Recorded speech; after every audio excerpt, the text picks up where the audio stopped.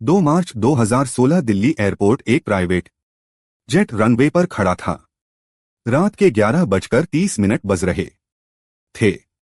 Jet के अंदर एक आदमी अपनी सीट पर बैठा था। उसके चेहरे पर मुस्कान थी। यह आदमी कोई और नहीं, विजय माल्या था। वही माल्या जिसके पास कभी 9,000 करोड़ रुपए थे। वही माल्या जिसे किंग ऑफ गुड टाइम्स कहा जाता था। और वही माल्या जिसने हमारे देश के बैंकों से हजारों करोड़ रुपए लिए और कभी लौटाए नहीं। प्राइवेट जेट की लाइट्स बंद हुई और प्लेन उड़ान भरने लगा। माल्या ने आखिरी बार इंडिया की तरफ देखा। शायद उसको पता था कि अब वो वापस नहीं आ पाएगा। लेकिन क्या उसने सोचा होगा कि उसकी यह उड़ान उसकी जिंदगी की सबसे बड़ी गलती बन जाएगी। इस कहानी की शुरुआत होती है 1955 से, एक छोटे से बच्चे के साथ जिसका नाम विजय माल्या था। विजय के पापा विट्ठल माल्या एक बड़े बिजनेसमैन थे। उनके पास यूनाइटेड ब्रूवरीज ग्रुप था जो बियर और शराब बनाता था। विजय की परवरिश अमीरी में हुई। उसके घर में कोई कमी नहीं थी। बचपन से ही विजय ने अपने पापा को बिजनेस करते हुए देखा था। स्कूल के दिनों से ही विजय को शौक था बड़े बड़े सपने देखने का। पापा, एक दिन मैं आपसे भी बड़ा बिजनेसमैन बनूंगा। छोटे विजय ने एक दिन अपने पापा से कहा। विट्ठल माल्या मुस्कुराए और बोले, बेटा, बिजनेस सिर्फ बड़ा होना ही नहीं, अच्छा होना भी जरूरी है। विजय ने अपनी पढ़ाई ला मार्टिनियर कोलकाता स्कूल से की। फिर कॉलेज की पढ़ाई के लिए अमेरिका चला गया। वहां उसने बिजनेस मैनेजमेंट की पढ़ाई की। 1983 में जब विजय सिर्फ 28 साल का था, उसके पापा की अचानक मौत हो गई। अब पूरा बिजनेस विजय के हाथ में आ गया। इतनी कम उम्र में इतनी बड़ी जिम्मेदारी, लेकिन एक चीज थी जो माल्या को सबसे अलग बनाती थी। उसकी हिम्मत। डरने वाली चीज उसके डिक्शनरी में थी ही नहीं। जिस उम्र में लोग करियर शुरू करते हैं, उस उम्र में माल्या यूनाइटेड ब्रूवरीज ग्रुप का चेयरमैन बन गया। पहले कुछ सालों में माल्या ने अपने बिजनेस को संभाला और फिर बढ़ाया भी। किंगफिशर बियर को इंडिया का टॉप ब्रांड बना दिया। हर पार्टी, हर रेस्टोरेंट में सिर्फ किंगफिशर बियर चलती थी। उसी दिन माल्या ने तय कर लिया कि अब छोटा नहीं सोचना है, देश का सबसे बड़ा बिजनेसमैन बनना है। लेकिन माल्या को नहीं पता था कि उसका यह फैसला आगे चलकर उसकी बर्बादी का कारण बनने वाला है। एक दिन 2003 में विजय माल अपने प्राइवेट जेट में बैठे थे। अचानक उनके दिमाग में एक ख्याल आया, क्या मेरा खुद का एयरलाइन हो सकता है? माल्या ने अपने पीए से पूछा। पीए ने बताया, सर, एयरलाइन बिजनेस बहुत मुश्किल है। इंडिया में कई एयरलाइंस फेल हो चुकी हैं। माल्या मुस्कुराए और बोले, जिनको बिजनेस करना नहीं आता वही फेल होते हैं। मैं अलग हूं। दोस्तों, माल्या ने देखा कि उस वक्त इंडिया में एयर ट्रैवल तेजी से बढ़ रहा था। मिडिल क्लास लोग अब प्लेन से ट्रैवल करना चाहते थे। लेकिन उस वक्त एयरलाइंस या तो बहुत महंगे थे या फिर बिल्कुल बेसिक सर्विस देते थे। माल्या ने सोचा, अगर मैं एक ऐसा एयरलाइन लॉन्च करूं जो लग्जरी भी दे और किराया भी थोड़ा कम हो, तो लोग जरूर पसंद करेंगे। सिंपल भाषा में, एक ऐसा एयरलाइन जो अमीर लोगों जैसा फील कराए पर टिकट थोड़ा सस्ता हो। माल्या ने 2005 में किंगफिशर एयरलाइंस लॉन्च किया। पहले सिर्फ कुछ रूट्स पर प्लेन्स चलाई। लोगों ने पसंद किया। हर फ्लाइट में अच्छा खाना, टीवी स्क्रीन, बहुत अच्छी सर्विस। लोग माल्या के फैन हो गए। Fly the good times airline का टैगलाइन था और सच में लोग अच्छे टाइम के लिए किंगफिशर में ट्रैवल करने लगे। पहले 6 महीनों में ही माल्या के एयरलाइन ने 2 लाख पैसेंजर्स को ट्रैवल कराया। माल्या के कॉन्फिडेंस को देखो, उसने तुरंत और प्लेन्स मंगवा लिए। अब शुरू हुआ असली खेल। 2006 में किंगफिशर एयरलाइंस पूरे इंडिया में फेमस हो चुका था। जो लोग पहले सिर्फ ट्रेन या बस से ट्रैवल करते थे अब प्लेन से ट्रैवल करने लगे। मल्या ने जैसे मार्केट में तूफान ला दिया था। 500 करोड़ रुपए से शुरू हुआ बिजनेस अब 3000 करोड़ रुपए तक पहुंच गया था। मल्या ने और एक्सपेंशन के लिए बैंक से लोन्स लेने शुरू किए। एसबीआई, पीएनबी, आईडीबीआई हर बैंक से हजारों करोड़ रुपए उधार लिए। अब मल्या की लाइफ और भी शानदार हो गई। उसके पास 250 लग्जरी कार्स थी। लंदन, न्यूयॉर्क, दुबई, मोनाको में घर थे। प्राइवेट जेट्स थे। फार्मूला 1 रेसिंग टीम थी जिसका नाम फोर्स इंडिया था। आईपीएल टीम थी रॉयल चैलेंजर्स बेंगलोर। मल्या किंग की तरह रहता था। मल्या के पार्टीज पूरे इंडिया में फेमस थी। Models, actors, politicians, business leaders सब मल्या की संगीत पार्टीज में आते थे। हर साल गोवा में किंगफिशर कैलेंडर लाचा करता था जिसमें टॉप मॉडल्स की फोटोज होती थी। लेकिन 2008 में कुछ अजीब हुआ।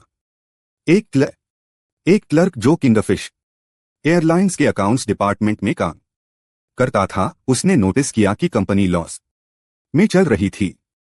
हर महीने करोड़ों रुपए का लॉस हो रहा था। सर, हम हर फ्लाइट पर 2000 रुपए पर पैसेंजर का लॉस कर रहे हैं। क्लर्क ने मल्या के सीएफओ को बताया। यह मल्या साहब को मत बताना, वो एक्सपेंशन के मूड में है। सीएफओ ने जवाब दिया। इसी बीच 2007 में मल्या ने एक और बड़ा कदम उठाया। उसने एयर डेकन नाम की एक और एयरलाइन कंपनी खरीद ली। एयर डेकन एक लो कॉस्ट एयरलाइन थी जो ऑलरेडी लॉस में चल रही थी। मल्या ने 1800 करोड़ रुपए में इसे खरीदा। लोग हैरान थे। लॉस में चल रही कंपनी को इतने पैसे में क्यों खरीदा? इन्वेस्टर्स ने पूछा। मैंने मार्केट शेयर खरीदा है, कंपनी नहीं, मल्या ने जवाब दिया। मल्या को लगता था कि अब कोई उसका मुकाबला नहीं कर सकता। लेकिन जिस चीज ने उसे ऊपर उठाया था वही उसे गिरा भी देने वाली थी। 2008 में विजय माल्या इंडिया के टॉप बिजनेस लीडर्स में से एक था। फोर्ब्स मैगजीन ने उसकी दौलत 17,000 करोड़ रुपए से ज्यादा बताई थी। उस वक्त मल्या मुंबई और दिल्ली के सबसे अमीरों में गिना जाता था। टीवी पर इंटरव्यूज, बिजनेस कॉन्फ्रेंसेस में स्पीचेस, हर जगह मल्या चमकता था। लोग उसको संगीत किंग ऑफ गुड टाइम्स बुलाते थे। मल्या के हाथ में सोने का मग था, ऐसा कहते थे लोग। मल्या की लाइफस्टाइल को देखकर हर कोई उसका फैन था। उसका 311 फुट लंबा यॉर्ड इंडियन एम्प्रेस दुनिया के सबसे बड़े प्राइवेट यॉर्ड्स में से एक था। उसके पार्टीज में इंटरनेशनल सेलिब्रिटीज आते थे। उसके ऑफिस के बाहर लग्जरी कार्स की लाइन लगती थी। एक दिन में किंगफिशर एयरलाइंस का टर्नओवर 1 करोड़ रुपए से ज्यादा था। लेकिन 2008 में ग्लोबल फाइनेंशियल क्राइसिस आया। पूरी दुनिया में रिसेशन छाया। एयर ट्रैवल कम हो गया। फ्यूल के दाम बढ़ गए। एयरलाइंस के बिजनेस पर बुरा असर पड़ा। लेकिन जब बाकियों को प्रॉब्लम दिखी, मल्या ने उससे मूड बनाया। क्राइसिस में अपॉर्चुनिटी होती है, मल्या ने मीडिया को बताया।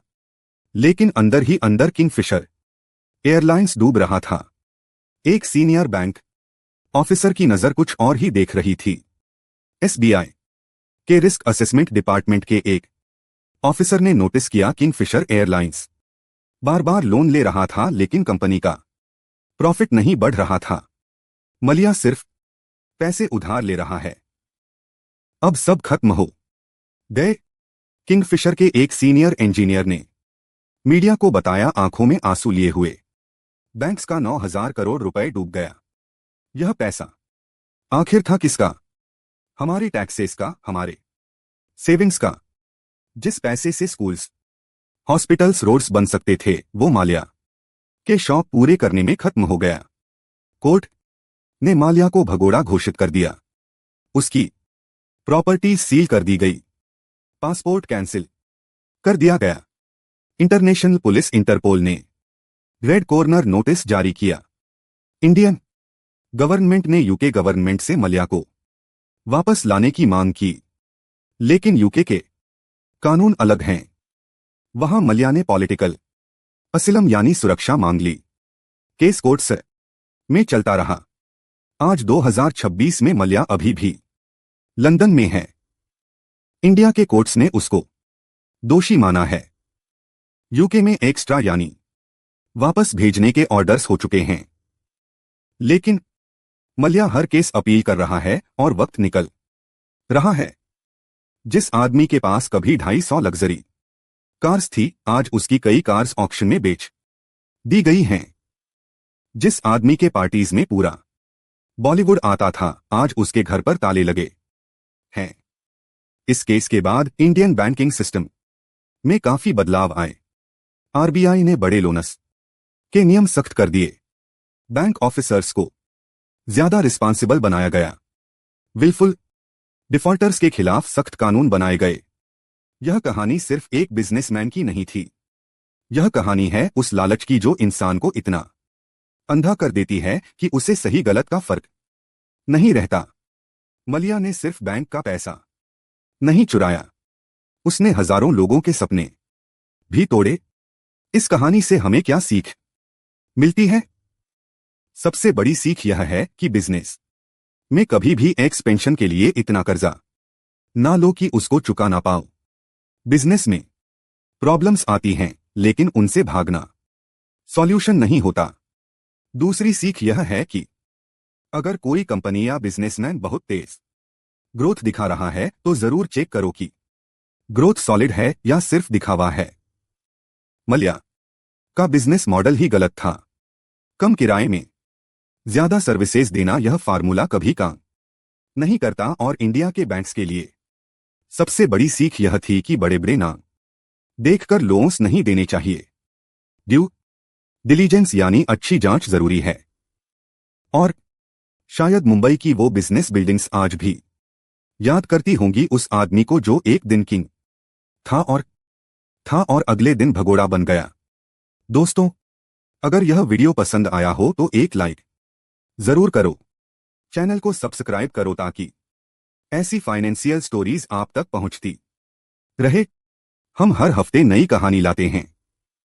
तब तक के लिए अपना पैसा संभाल के रखना।